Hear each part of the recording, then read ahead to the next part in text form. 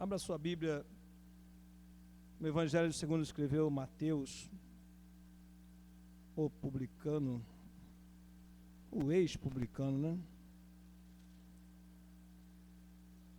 Mateus, no capítulo número 5, nós vamos dar continuidade àquilo que nós iniciamos há 15 dias atrás, que é falar sobre o Sermão do Monte.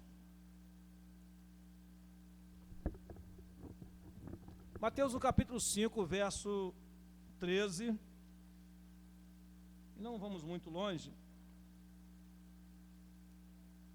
porque o tempo pode não nos ser favorável para falarmos de tudo, mas vamos até o versículo número 20.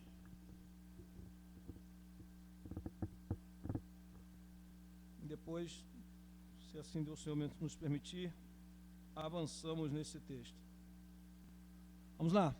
Mateus no capítulo 5, verso 13 ao verso 20. Diz assim: Vós sois o sal da terra, e se o sal for insípido, com que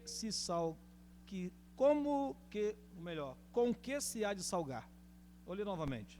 Vós sois o sal da terra, e se o sal for insípido, com que se há de salgar? Para nada mais presta, senão para se lançar fora e ser pisado pelos homens. Vós sois a luz do mundo. Não se pode esconder uma cidade edificada sobre um monte. Nem se acende a candeia e se coloca debaixo do alqueire, mas no velador, e dá luz a todos que estão na casa. Assim, resplandeça a vossa luz diante dos homens, para que vejam as vossas obras e glorifiquem o vosso Pai que está nos céus. Não cuideis que vim destruir a lei, ou os profetas. Não vim abrogar, mas cumprir. Ou não vim revogar, mas cumprir. Porque, em verdade vos digo, que até que o céu e a terra passe, nenhum jota ou iota, ou um tio, se omitirá da lei, sem que tudo seja cumprido. Qualquer, pois, que violar um destes menores mandamentos, e assim ensinar aos homens, será chamado menor no reino dos céus. Aquele, porém, que os cumprir e ensinar, será chamado grande no reino dos céus. Porque vos digo que, se a vossa justiça não exceder a 2 escribas e fariseus, de modo nenhum entrareis no reino dos céus. Amém? Curve a sua cabeça e vamos falar com Deus em oração. Paulo Silas, vem orar ao Senhor. Oramos, irmão. Glorioso Deus, aqui, Senhor Deus, foi lida a Tua palavra. Nessa noite, Senhor da glória, nosso coração esteja aberto, nossa mente para atento a estes mandamentos, Senhor, esse ensinamento. Toma em Tuas mãos Teus filhos, Senhor Deus, que vai receber. Senhor Deus, Teu servo que vai nos trazer nessa noite, Pai, aleluia, essa santa palavra. Senhor Deus, revela o Teu servo, fala, Senhor, na mente de Teus filhos, Pai. A Tua santa palavra, Senhor, que ela é mistério para o mundo, mas para nós, Senhor Deus, aleluia, é uma grande revelação no nosso coração, porque estamos aqui com a nossa mente, nosso espírito, para receber, Senhor da glória, o Seu ensinamento, Pai, para que cada dia mais nós possamos, Senhor, andar em santidade, andar em direção ao céu, Pai, porque a nossa batalha aqui na terra é realmente para ganhar o céu, Senhor. Então, nessa noite, Pai, mais uma vez, eu te agradeço pela essa palavra lida nessa noite, em nome de Jesus. Amém. Amém, meus amados. Podemos sentar. semana passada nós falávamos aqui para os irmãos, ou semana retrasada, 15 dias atrás, sobre este sermão que é um dos sermões proferidos pelo Senhor Jesus.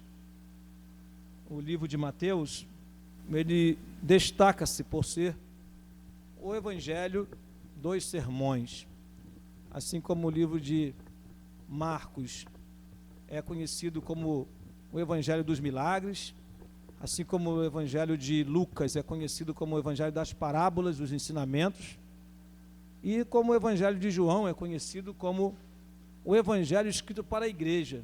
Muito tempo depois da vida do Senhor Jesus Cristo, lá pelos anos 90 depois de Cristo, o evangelista, ele escreve um evangelho, o evangelho de João, direcionado à igreja. É interessante, só para poder aguçar a curiosidade dos irmãos, que João fala de poucos milagres, mas os milagres que estão registrados no evangelho de João são bem explicados. São até capítulos inteiros, como João capítulo 9, o cego de nascença, João capítulo 11, a ressurreição, a restauração de vida de Lázaro, são bem explicados, com a multiplicação de pães, no João no capítulo 6, e fica muito claro o objetivo do evangelho de João, lá no capítulo 20, versículo 31, quando ele fecha o seu livro, dizendo assim, João 20, versículo 20 e 31 diz assim: Jesus, pois, operou também, em presença de seus discípulos, muitos outros sinais, que não estão escritos neste livro. Estes, porém, foram escritos para que creias que Jesus é o Cristo, o Filho de Deus, e para que, crendo, tenhas vida em seu nome. Então, é só para diferenciar bem os evangelhos, né? E o evangelho de João, ele não é sinótico, ou seja, ele não segue aquela mesma linha que os evangelhos de Mateus, Lucas e Marcos, que fala do nascimento, fala dos milagres, mostra a crucificação. É bem diferente, porque tem um objetivo específico. Voltando ao evangelho de Mateus, o evangelho de Mateus ele foi escrito principalmente para os judeus.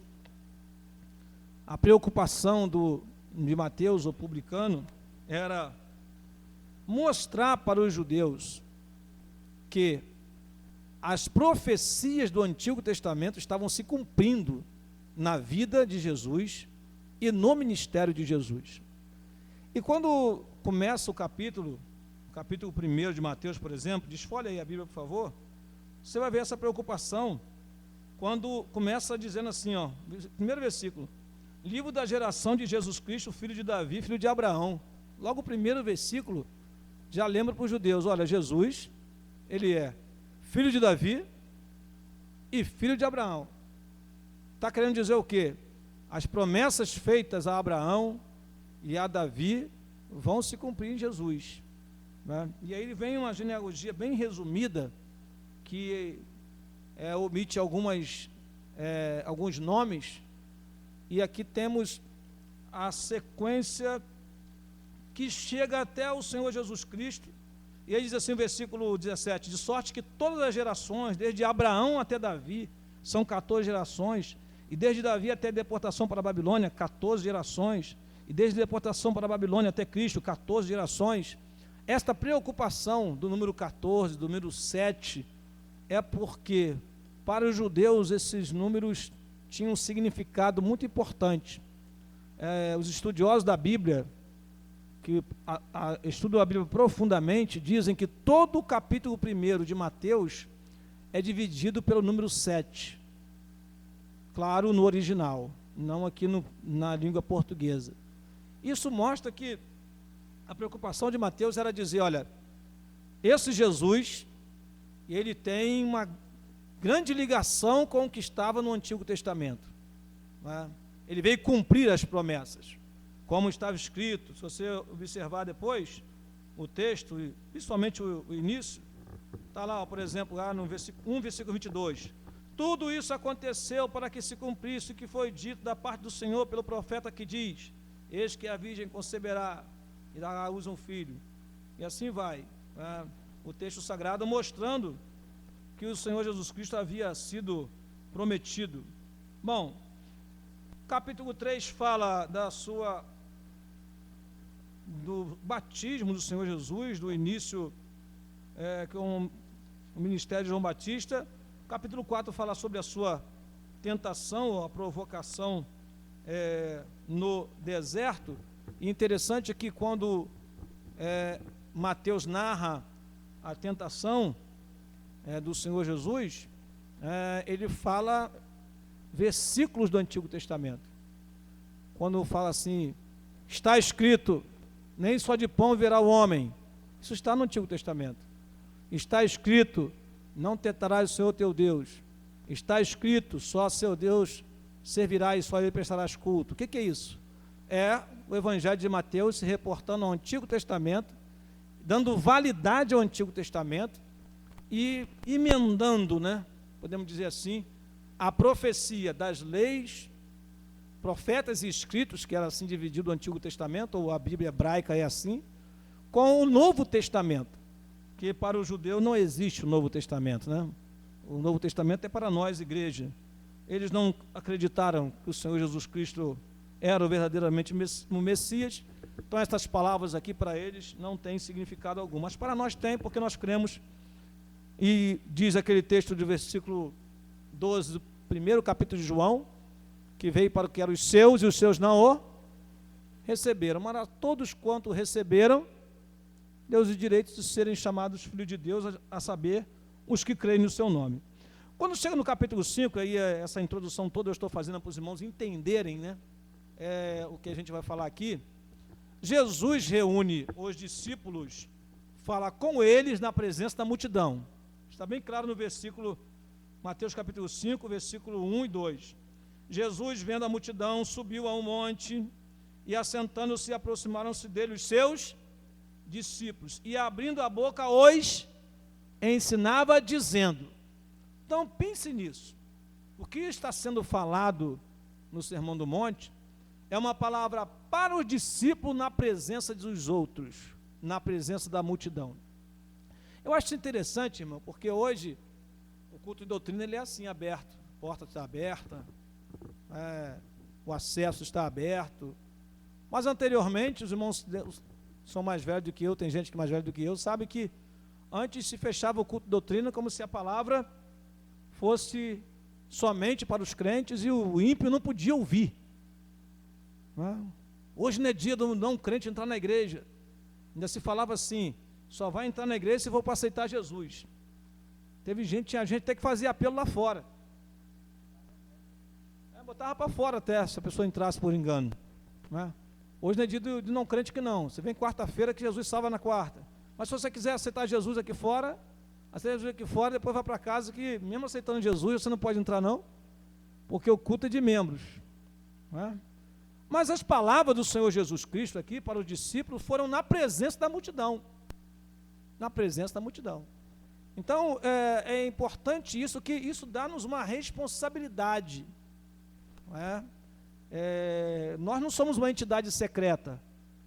Aqui não tem nenhum teor de entidade secreta. A igreja não é uma entidade secreta. A igreja tem os seus ensinamentos.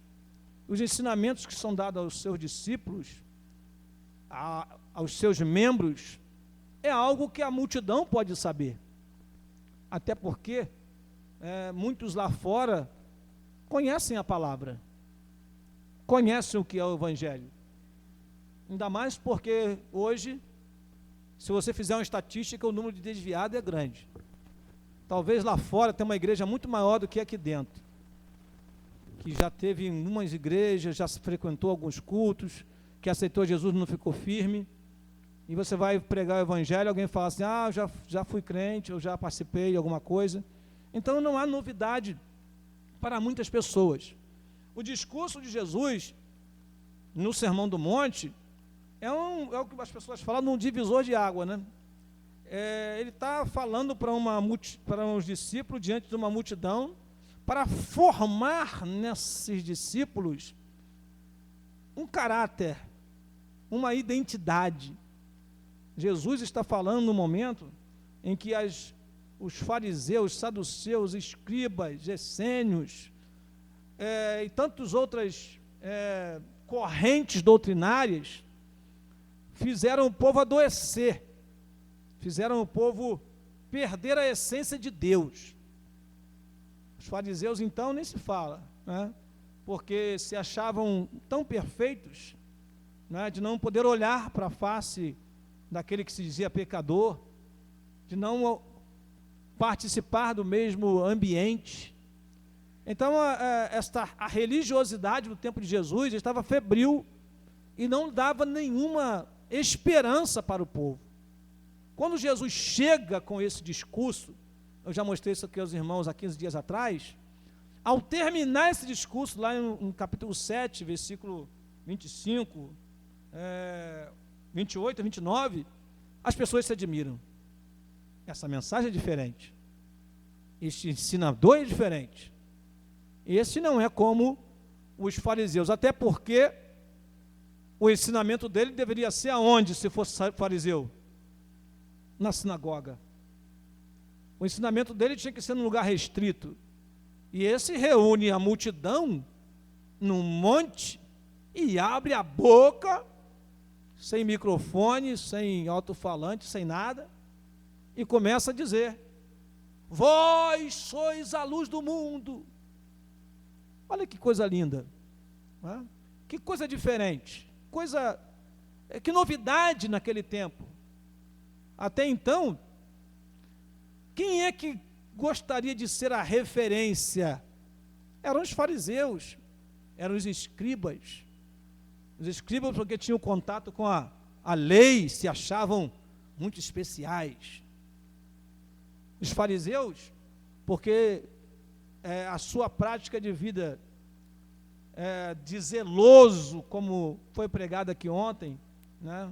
O fariseu Saulo, de zeloso pela lei, de ter o cuidado para que fosse cumprido, de levar as pessoas à condenação, se tivesse infringindo a lei, né? E se você que tiver uma curiosidade para saber como era o caráter desta gente, você vai ter que ver um outro discurso de Jesus, lá em Mateus, no capítulo 23, né? Quer conhecer um pouquinho dessa gente? Mateus, capítulo 23, então falou Jesus à multidão e aos seus discípulos, olha que discurso aberto aí, ó, dizendo: na cadeira de Moisés estão assentados hoje, muito bem, observai, pois, e praticai tudo o que vos disserem, mas não procedais em conformidade com as suas, porque dizem e não praticam, pois atam fardos pesados e difíceis de suportar e os põem sobre os ombros dos homens. Eles, porém, nem com o dedo querem movê-lo, e fazem todas as obras a fim de serem vistos pelos homens, pois trazem largos filactérios, alargam as franjas das suas vestes, e amam os primeiros assentos nas ceias, e as primeiras cadeiras na sinagoga, e as saudações nas praças, e o serem chamados pelos homens, Rabi, Rabi. Vós, porém, não quereis ser chamado Rabi, porque um só é o vosso mestre, a saber, o Cristo, e todos vós sois irmãos. E a ninguém na terra chamais vosso Pai, porque um só é vosso Pai, o qual está nos céus. Nem vos chameis mestres, porque um só é o vosso mestre, que é o Cristo. Porém, o maior dentre vós seja o vosso servo. E o que a si mesmo se exaltar será humilhado. O que a si mesmo se humilhar será exaltado.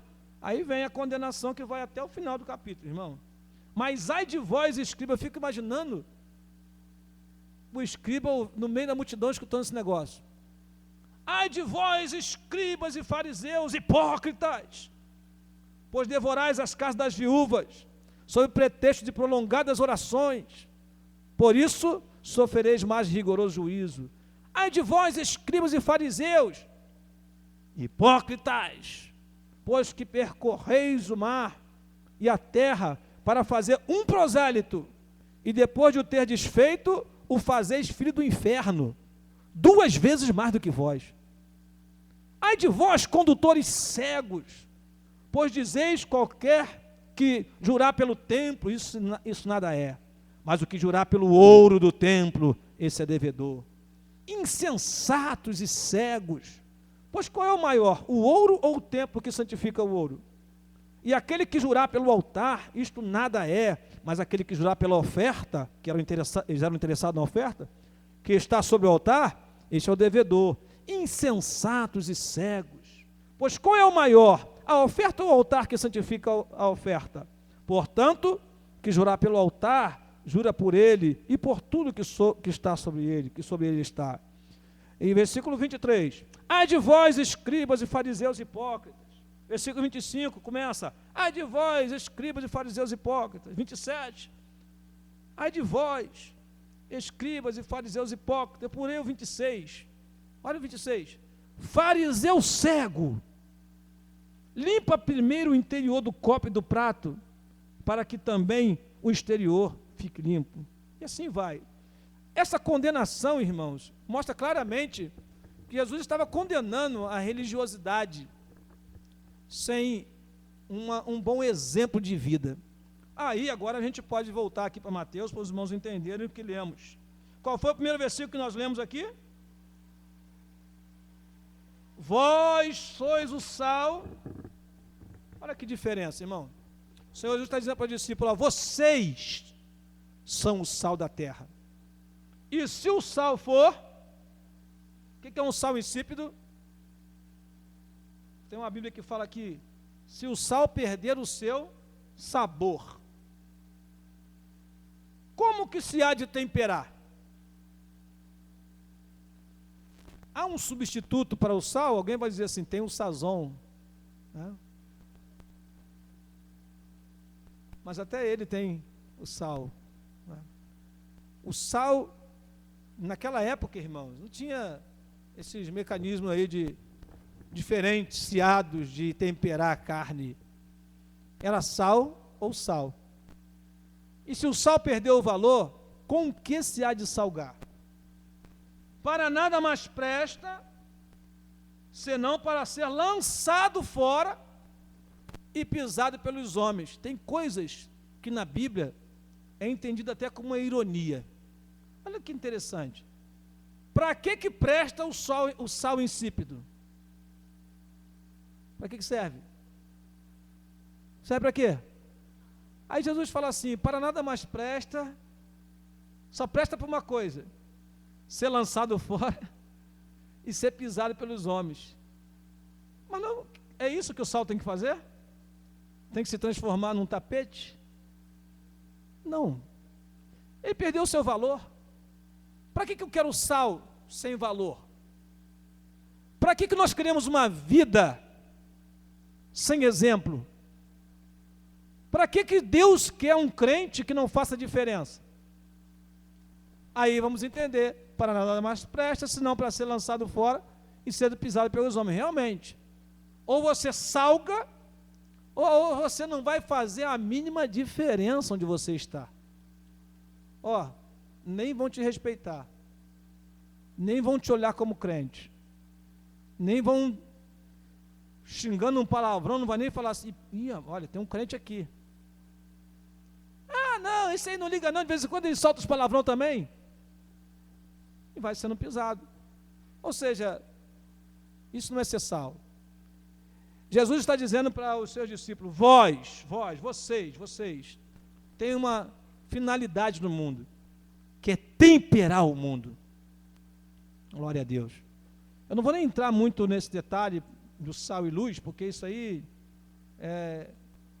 não é difícil entender, mas não é objetivo, né? Porque o sal ele age pelo contato. Não adianta você ter sal no recipiente e a panela no fogo. Adianta? Não.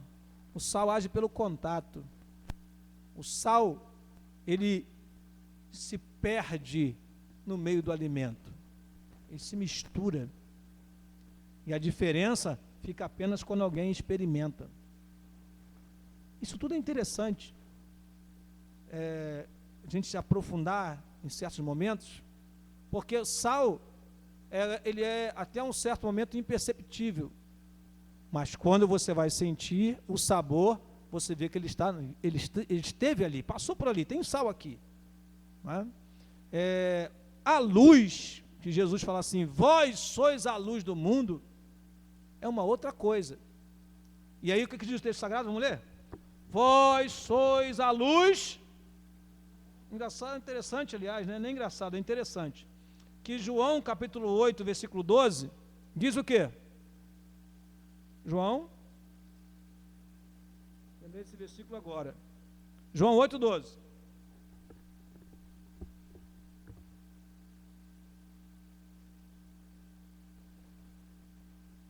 O que diz aí? Falou-lhes, pois, Jesus outra vez, dizendo, eu sou a luz do mundo. Quem me segue não andará em trevas, mas terá a luz. Então Jesus disse, eu sou a luz do mundo. E disse para o seu discípulo, vós sois a luz do mundo. A luz tem uma finalidade interessante aqui nesse texto, que fala assim, ó, vós sois a luz do mundo, uma cidade edificada sobre um monte não pode ser escondida. A luz, ela precisa estar em um local que possa clarear ao redor. Interessante que a luz, ela faz a diferença pela sua presença em ambiente, né? Já o sal é pelo contato. Por isso que a gente fala que sal fala de caráter e luz fala de testemunho. Nós precisamos testemunhar. Não adianta você dizer assim, eu sou crente, ninguém mexe comigo, todo mundo me respeita. Você tem que abrir a sua boca e falar de Jesus. Você é sal, mas também precisa ser luz. Então não se pode esconder uma cidade edificada sobre os montes, não tem como. A cidade edificada, ela aparece, ela se destaca, ela sobressai. Assim também aquele que é luz, ele sobressai. Igualmente não se acende uma candeia para colocar debaixo de um cesto. Você acende a luz em casa e coloca debaixo de um cesto, ou debaixo de uma candeia, ou pega uma panela e cobre. Faltou luz em casa, acende uma vela, você faz o que com ela? Pode ser uma vela, mais simples que seja. Você coloca num lugar elevado e logo as trevas, né?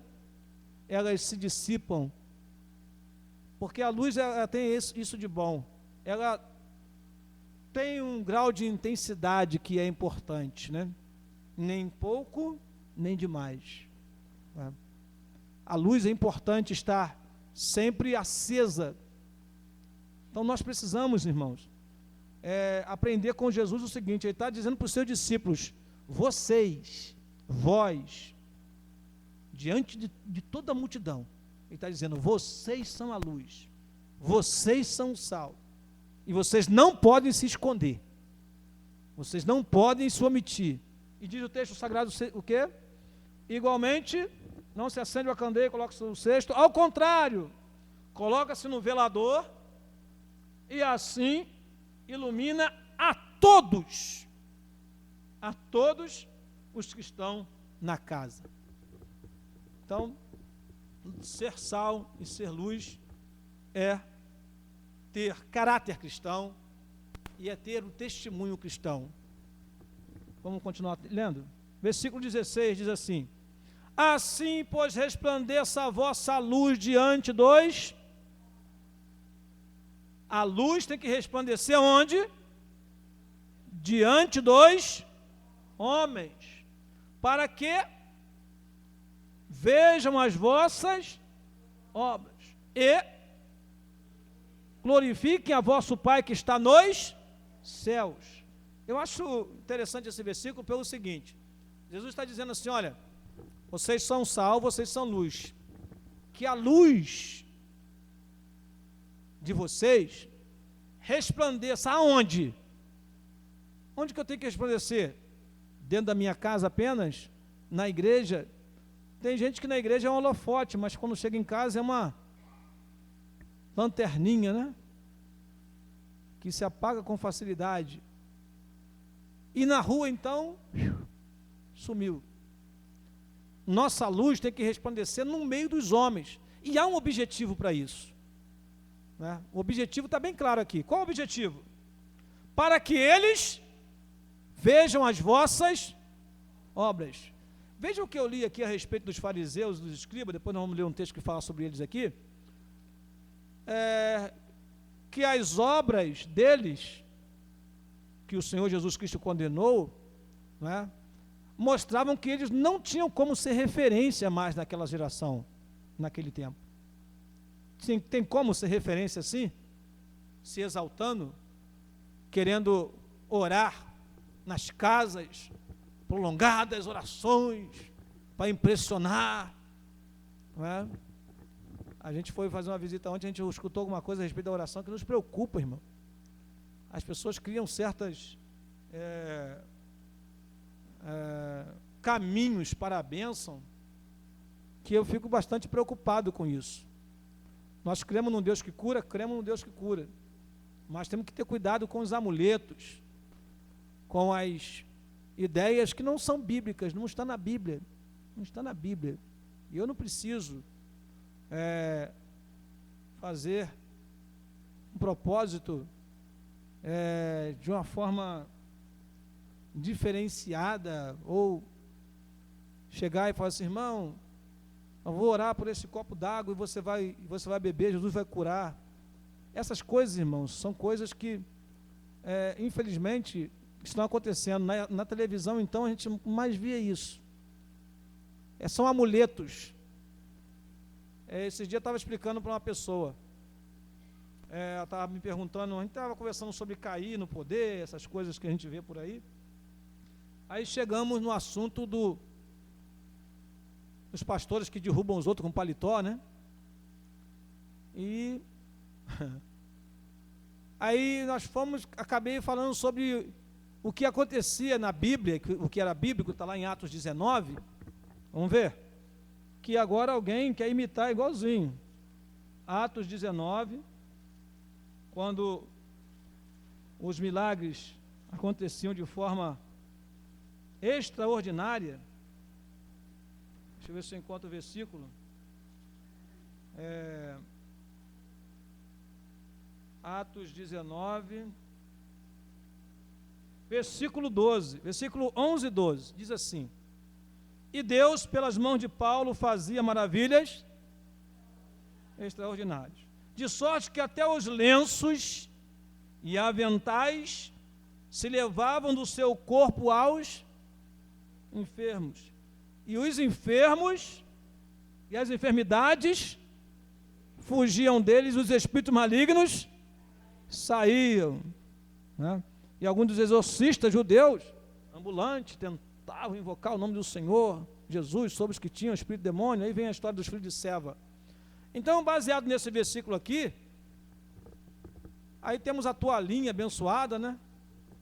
Temos a água orada. Alguém fala assim, mas é correto, é bíblico. O que está na Bíblia aqui, irmãos, o versículo anterior explica muito bem.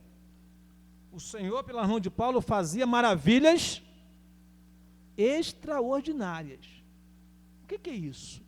Extraordinário é aquilo que não é ordinário, que de um momento para o outro acontece, mas que não é algo ordinário. Uma reunião extraordinária não estava planejada, mas ela acontece. Então, existem coisas no Evangelho, na fé, que acontecem de modo extraordinário. Não é para fazer daquilo uma coisa ordinária. Então eu posso, irmão, irmão Daniel vai orar por uma pessoa, e eu aqui, imagina, né? Não é o meu caso, mas imagina, vamos entender o apóstolo Paulo chegando lá em Éfeso, vamos nos transportar, orando, atendendo, ensinando, e alguém fala: Paulo, pelo amor de Deus, vai na casa da irmã fulana que está quase morrendo, eu não posso sair daqui, tem muita coisa para fazer, ó. Faz o seguinte, pega esse lenço, e vai lá e coloca sobre ele, ele vai ser curado, e o espírito vai sair. E Deus, pelas mãos de Paulo, fazia maravilhas extraordinárias. Quantas vezes Paulo fez isso? Somente nesse texto. Nunca mais você vê isso acontecer na Bíblia. Nunca mais. Então tem coisas que são extraordinárias. Como o irmão contou o testemunho aqui na semana passada e falou, quem estava aqui assistiu, sobre o balde d'água, né? Pegou o balde d'água, sai! Agora ele vai reservar um balde d'água todo culto para jogar em cima de endemoniado? Não é. Existem maravilhas, são coisas que são extraordinárias, e que você não pode fazer disso uma regra e tornar uma coisa ordinária. Mas aí não. Uma vez eu estava em Alcântara e o moço falou assim: eu vou lá na igreja daquele irmão, né? Não vou falar o nome dele aqui não, que agora gravando a gente tem que ter cuidado. Mas tem uma toalhinha, né? E quando eu tenho a toalhinha aqui, eu pensei que ele ia pegar uma toalha desse tamanho, né? Ele foi, pegou a carteira, irmão, abriu a carteira, foi lá dentro da carteira, pegou um negocinho pequenininho assim, era a toalhinha, 2 vezes assim o tamanho de uma identidade. Falei: meu Deus, isso é uma toalha? E essa aqui é a toalhinha abençoada, anda aqui na carteira para Jesus fazer o milagre em minha vida. Não é isso, não é bíblico. Isso não está de acordo com a palavra de Deus. Isso é coisa de quem foge, e aí nós vamos ver aqui o que fala isso, que a pessoa às vezes foge daquilo que é correto e ensina, e transmite, e isso passa a ser algo tido como normal. Mas biblicamente falando, irmão, nós temos que ter cuidado com estas coisas, e não fazer disso regra. Pode acontecer, mas isso não pode nos levar a tornar coisas que são extraordinárias como regra. É só para poder fechar, quantas vezes Jesus fez lodo e passou nos olhos de um cego? Quantas vezes? Uma vez só, acabou. Então, só para entender que ali era algo extraordinário. O normal era Jesus impor as mãos e a cura acontecer. Agora, naquele momento, o Senhor agiu de uma forma extraordinária. E isso não tornou aquilo nenhuma regra de alguém pegar e fazer, né, deixar na igreja um pouco de lodo e sair passando nos irmãos, né? Amém, irmãos? Então diz assim o texto sagrado, para nós terminarmos, o seguinte: não penseis que vim destruir a lei e os profetas. Eu não vim para anular a lei, ou abrogar a lei, mas para cumprir. Lá em Romanos, capítulo 10, versículo 5, diz assim, Romanos 10, 5, porque o fim da lei é, Romanos 10, 5, porque o fim da lei é Cristo, para a justiça de todo aquele que crê. Então Jesus não veio para anular a lei, abrogar a lei, ele veio para cumprir a lei. E é nessa hora que nosso ensino aqui tem um ponto com está sendo ensinado na escola dominical. Nós vamos ver o que na Bíblia? Que a lei é muito mal entendida e mal interpretada por muitas igrejas até hoje, que olham para a lei como se fosse algo para todas as nações, ou para dar a salvação, ou se a pessoa não cumprir a lei, ele não é filho de Deus. Nada disso está na Bíblia. A lei veio com Moisés, ou através de Moisés, e antes de Moisés, houve homens fiéis, não houve? Claro que houve. Enoque, qual foi a lei que Enoque obedeceu? Enoque, quem mais? Abraão, o próprio José, né? Esses homens, eles vieram, foram homens fiéis. A lei de Moisés foi dada ao povo principalmente para, em primeiro lugar, mostrar o que era pecado, o que era condenado. Em segundo lugar, limitar as transgressões e colocar sobre elas condenações para aquele que transpassasse a lei. E, principalmente, para que nos conduzisse a Cristo, para que nós entendêssemos que o único homem que cumpriu a lei foi o Senhor Jesus, e quando ele cumpriu, ele deixou para nós ensinamentos, ordenanças, alguns deles, claro, como nós podemos observar nesse texto, com base na própria lei, mas que não diz, em momento algum, o Senhor Jesus Cristo condena a lei, diz assim, olha, o que vocês fizeram até agora não se deve mais fazer. Pelo contrário, alguns preceitos da lei, eles tiveram e ainda têm importância na vida da igreja. Então, não penseis que vim destruir a lei e os profetas, obviamente. Quando ele fala aqui de lei e de profetas, ele está falando de forma simplificada o conteúdo do Antigo Testamento, porque o Antigo Testamento era dividido em leis, profetas e escritos, e algumas vezes a palavra lei e profetas significa o conteúdo do Antigo Testamento. Não vim para anular, mas para cumprir. E verdadeiramente, irmãos, se nós olharmos o Antigo Testamento, nós vamos ver em Cristo o cumprimento de muitas promessas. Amém? É fácil entender isso? É fácil entender. Em Cristo se cumpriu promessas do Antigo Testamento. Quando está dita, diz aqui Abraão, em ti serão benditas todas as famílias da terra. E diz a Bíblia, essa promessa diz a respeito à tua posteridade, que é Cristo. Em Cristo estão sendo benditas, né, as famílias da terra. E muitas outras promessas do Antigo Testamento se cumpriram, convergiram em Cristo. E aí, ele teve todo o aval para poder nos trazer a salvação, que a lei jamais foi dada para isso. A lei não foi dada para salvar o homem. Quer ver? Vamos ler aqui Gálatas capítulo 2. Gálatas capítulo 3. Vocês vão entender um pouquinho disso que eu estou falando. Gálatas capítulo 3, versículo... Tinha tanta coisa para ler, mas vou ler alguns só. Versículo 19 em diante. Logo, para que a lei foi ordenada por causa das transgressões, até que viesse a posteridade, a quem a promessa tinha sido feita. Essa posteridade aí é Jesus. E foi posta pelos anjos na mão de um medianeiro, que é Moisés. Ora, o medianeiro não é de um só, mas Deus é um. Logo, a lei é contra as promessas de Deus? De maneira alguma. Porque se dada fosse uma lei que pudesse vivificar, a justiça, na verdade, teria sido pela lei.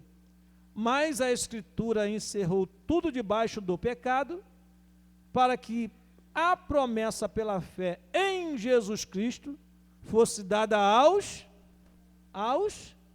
crentes. Então, o que a lei fez? A lei encerrou tudo debaixo do pecado. Isso é pecado, não deve fazer isso, não deve fazer aquilo.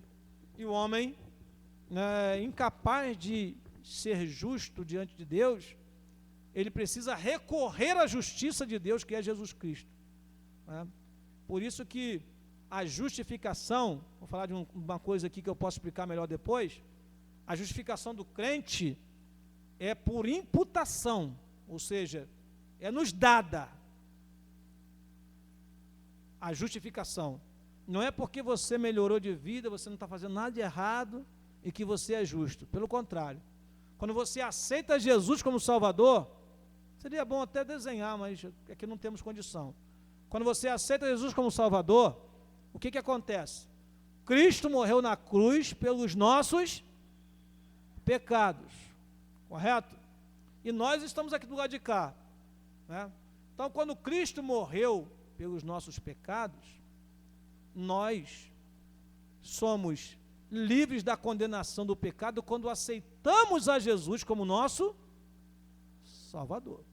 Então, aceitar a Jesus é aceitar que a justiça de Deus se cumpriu em Jesus.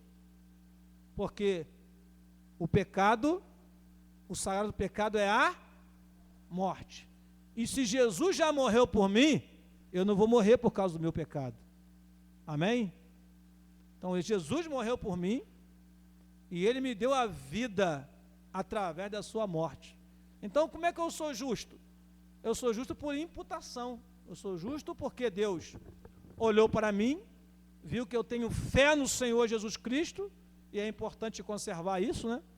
Porque à medida que do tempo em que você perder a fé em Cristo, aí aos Hebreus vai mostrar isso, você perdeu a fé, não existe outro sacrifício para te salvar. Você perde a sua salvação. O que nós devemos fazer então? Manter a nossa fé no Senhor Jesus Cristo, para que a nossa salvação seja mantida. Glória a Deus. Então, aí diz a palavra assim, e creu Abraão, e isso foi-lhe imputado por justiça. Ou seja, olha a palavra imputado aí, foi creditado. Então nós tínhamos uma dívida, a nossa conta estava no vermelho, e não tínhamos como pagar.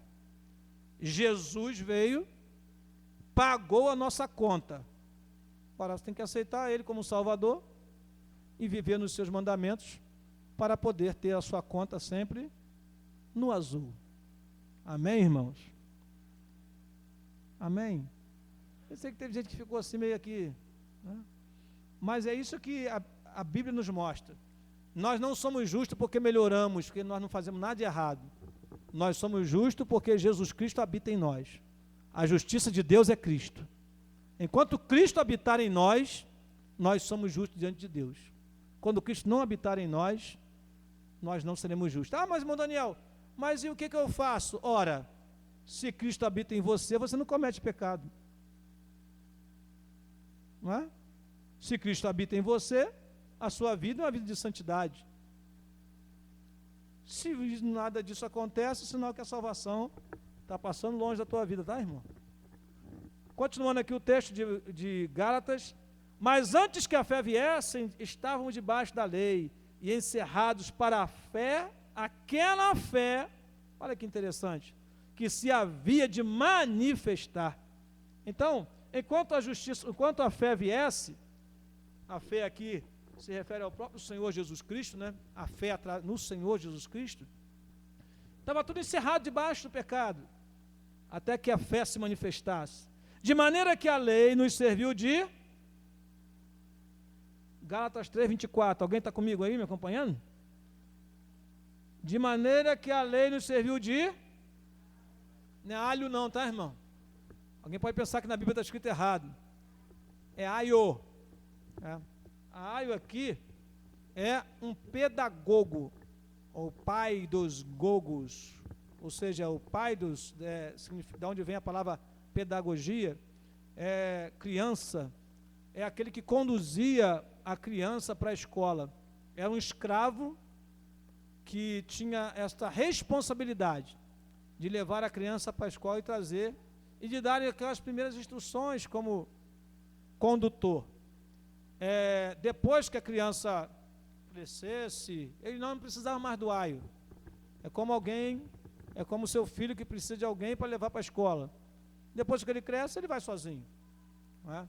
Então a lei nos serviu de aio para nos conduzir a Cristo, ela serviu de tutor, né? Aquele que vai acompanhando. E é interessante que essa ideia do pedagogo, né? É alguém que conhece a criança, sabe conviver com ela. Então a lei não era estranho para o judeu. Eles conviviam com a lei, mas eles não entenderam que a lei, cumprindo o seu papel, os entregaria a Cristo. Então a lei foi nos conduzindo o povo, até que chegasse Cristo. E aí o que diz o texto sagrado? Para nos conduzir a Cristo, para que pela fé fôssemos justificados, pela fé. Mas depois que a fé veio, já não está debaixo do aio. Ou seja, depois que Jesus Cristo veio, já não estamos debaixo da lei. Porque todos sois filhos de Deus pela fé ou pela lei? Pela fé em Cristo Jesus. Porque todos quantos fostes batizados em Cristo, o revestiste de Cristo. E assim vai o texto sagrado, diz assim, nisto não há judeu, não há grego, não há servo, não há livre, não há macho, não há fêmea, porque todos vós sois um em Cristo Jesus.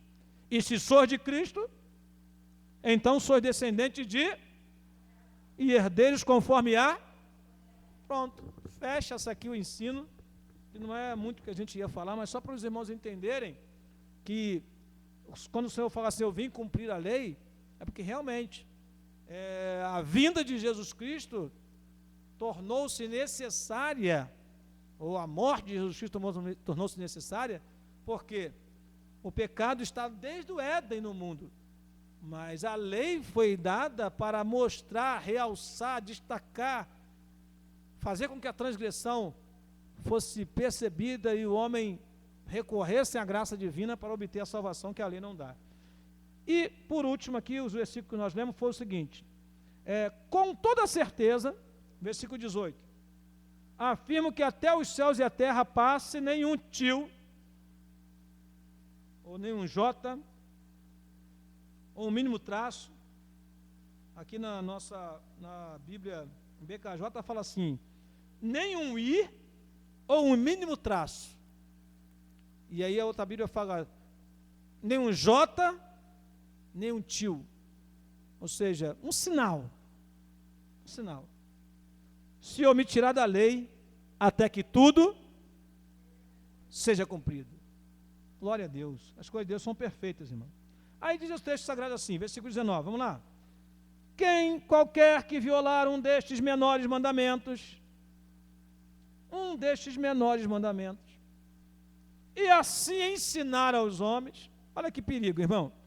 O que o Senhor Jesus Cristo está condenando? Está condenando a atitude dos escribas e fariseus, porque eles tropeçavam em um textozinho da lei, uma coisa pequena, e aproveitavam para ensinar os homens para poder fazer o que a lei nem dizia, né? Diz assim, vou ler numa versão que nós lemos para os irmãos, qualquer que violar um destes menores mandamentos, e assim ensinar aos homens, será chamado o menor no reino dos céus. E ele diz assim, aquele porém que cumprir e ensinar, será chamado grande no reino dos céus. Versículo pouco lido esse na Bíblia, mas que mostra o seguinte, é muito perigoso, irmãos, a gente violentar o texto sagrado. A Bíblia chega a dizer, lá no finalzinho da Bíblia, que não podemos nem tirar e nem acrescentar nada do texto sagrado. Então, algumas pessoas querem ensinar a Bíblia, querem ser doutores, como lá em Tiago capítulo 3, versículo 1, fala, meus irmãos, que muitos de vós não queiram ser mestres, porque sobre vós virá maior juízo. Não é? E aqui o texto fala, qualquer que violar um destes menores mandamentos, e assim ensinar aos homens, será o menor no reino. E aquele que cumprir, ou seja, qual é a diferença de um para o outro? É que muitas pessoas, ao invés de cumprir o que está determinado, eles violam o que está determinado. E para piorar, ainda ensina os outros ainda. Isso a gente está vendo, irmãos, muito acontecer nas igrejas por aí. Esse dia, num diálogo com a pessoa falou assim, e aquela igreja de Lana Holden? Aquela igreja inclusiva que tem lá em São Paulo. Olha o que a pessoa fez. Violou uma lei divina e ainda ensina os outros a tropeçar naquele erro. Isso é perigoso, irmão. Isso é perigoso demais. Ao invés de cumprir a palavra, obedecer a palavra e ensinar conforme o cumprimento da palavra, eles mudam querem mudar a verdade em mentira e pregar uma mentira como se fosse verdade. Que Deus tenha misericórdia de nós, porque assim faziam os religiosos da época de Jesus. Aí diz o texto sagrado o seguinte, versículo 20: porque vos digo que se a vossa justiça não exceder a dos escribas e dos fariseus, lê para mim o restante do versículo.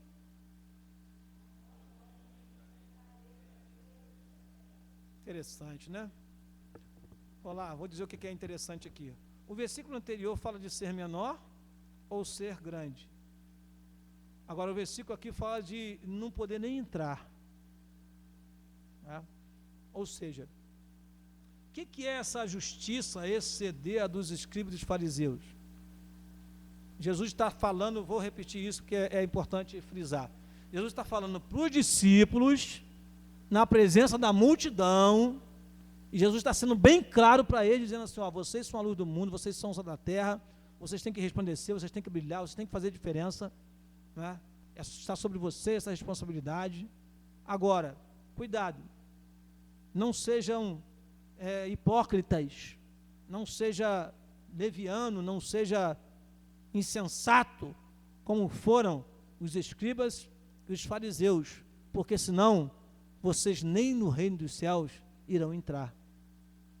Quanto menos se tornar menor ou maior a respeito, ou cumprindo ou não a lei ou o mandamento do Senhor. Então, o que é esse exceder? É nós não irmos para o caminho, irmãos, dos escribas e fariseus, o caminho da hipocrisia, o caminho da insensatez, o caminho de achar-se ser superior ao outro, melhor que o outro, de achar que a nossa oração ela é mais poderosa, esquecer que todos nós somos irmãos. O texto que nós lemos aqui chega a dizer, né? Não chame, porque eles queriam ser chamados de rabi, de mestre, de pai. E aí até o Testemunho de Jeová aproveita isso para dizer que nós não podemos chamar ninguém de pai, né? Mas na verdade o que o Senhor Jesus está condenando é essa referência que eles queriam ter, esta homenagem especial no meio de muita gente. Me contaram uma história uma vez, eu fiquei bastante preocupado, né? Porque tem pessoas que não querem nem ser chamado mais de irmão, só quer ser chamado pelo título, né? Ah, o irmão que é fulano de tal? Não, eu sou presbítero fulano de tal. Ué, você mudou de nome agora? Presbítero é uma função, meu irmão. Não vai mudar em nada. Isso é farisaísmo. Fariseu acha que a patente vai fazer alguma diferença em relação a Deus e aos homens. O que faz a diferença é o que do texto que nós lemos? Quem se lembra? Versículo 16. O que faz a diferença? Assim, as vossas obras. O que faz a diferença não é se você é pastor, presbítero ou diácono ou se é trabalho. É sim se você trabalha para Deus ou você dá um bom testemunho cristão. É isso que vai fazer a diferença. As pessoas vão olhar para você e vão glorificar a Deus pela sua vida, sendo você o que for na casa do Senhor. Amém, meus irmãos? Deus possa abençoar. Alguém queria falar alguma coisa? Estão vendo os irmãos assim, meio assim, boquiaberto? Sim.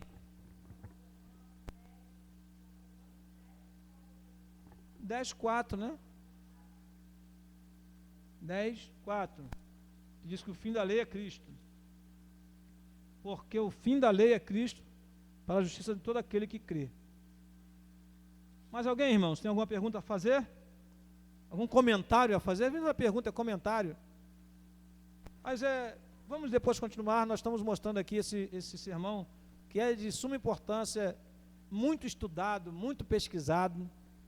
Vamos passar por textos aqui que falam do jejum, da oração, dos mandamentos. Até o final do capítulo 7, vamos percorrer esse sermão, dissecando aqui da melhor maneira possível. Curva a sua cabeça, por favor, e vamos agradecer ao Pai. Deus querido e eterno, nós somos gratos a Ti, Senhor, por mais uma oportunidade que temos de abrir a Tua palavra. e extrair dela conhecimento para nossas vidas, Senhor. Que cada um de nós possamos trabalhar para Ti, Senhor. Ser como sal e luz, resplandecendo neste mundo, mostrando, Senhor, que o Senhor está conosco e que as nossas obras não são obras farisaicas, não são obras de quem quer apenas se mostrar, aparecer, e sim, Pai, obras que glorifiquem a Ti que está nos céus. Que o Senhor possa assim nos abençoar, é a nossa oração, no nome de Jesus. Amém e amém.